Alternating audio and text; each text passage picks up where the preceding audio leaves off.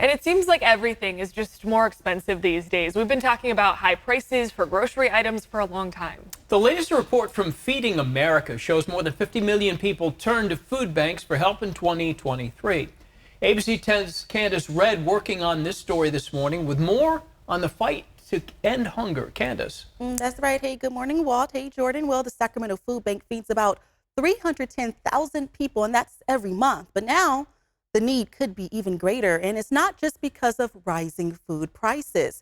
Well, the U.S. Department of Agriculture is reportedly cutting $500 million in food deliveries to food banks, and this is nationwide. Well, the Trump administration is trying to slash federal spending and save money. Well, the $500 million in funding came from the USDA's Commodity Credit Corporation. Now, these so-called CCC funds can be used to buy food from farmers and send it to food banks.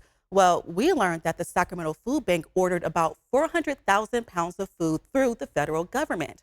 Now, we're talking about 11 truckloads of food like chicken, milk, eggs, and other items. Well, the food bank told us the order is now in limbo with the possibility that it will most likely be canceled.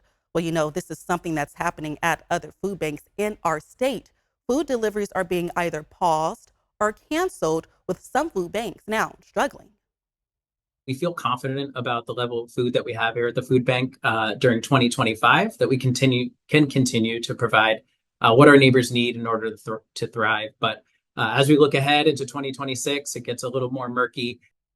Well, the Sacramento Food Bank said about 20% of the food donated last year in our communities came straight from the federal government. Get this, that's about 8 million pounds of food. Now, if you can remember, the Trump administration already cut more than $1 billion in funds related to food assistance programs, and that happened earlier this month.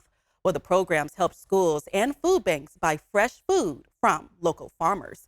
Well, take a look at your screen. The USDA released this statement. It reads in part, USDA is prioritizing stable, proven solutions that deliver lasting impact. The COVID era is over. USDA's approach to nutrition programs will reflect that reality moving forward, end quote there. Well, the Sacramento Food Bank is also concerned about the possibility of cuts in funding from the state, not just the federal level. Well, the food bank said that it's now relying on donations and support from the community. Well, yeah, Candace, we're always, out at the food banks, and it's amazing the need. Yeah. It's humbling. You see the line of cars 2 or 3 hours before it even opens just to get a box of food. Right. The need is great. Yeah, it is. All right, Candace, thank you for doing that story this morning.